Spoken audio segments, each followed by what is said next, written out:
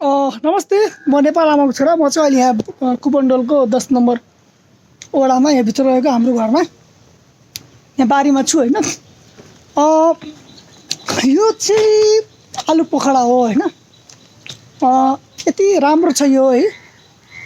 यो अनि यो मिठो पनि छ है। यसपालि अलिकति थोरै फल्यो, कम फल्यो।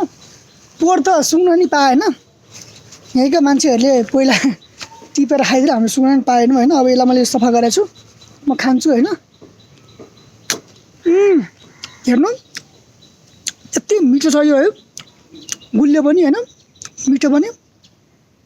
अनि यो बोट सेम बोट, यो बोट हो अनि यो पनि सेम बोट छ है यो पनि।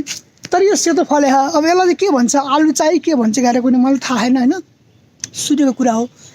अब यो चाहिँ फेरि त्यस्तो मिठो हुँदैन, फेरि तर अमिलो हुन्छ है होइन।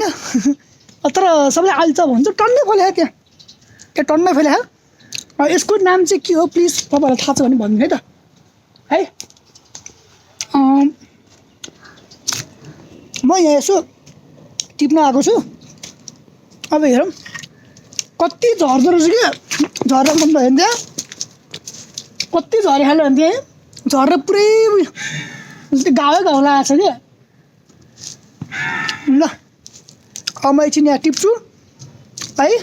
अब एकदम मिठो पनि छ। अब तपाईँहरूलाई दिउँ भनेदेखि अब थोरै फलेको धेरै छैन है। अहिले चाहिँ भाइ भिडियो हेरेर चित्त बुझ्नु होला। Thank you so much watching my video. Yes thank you so much यार, बाई बाई।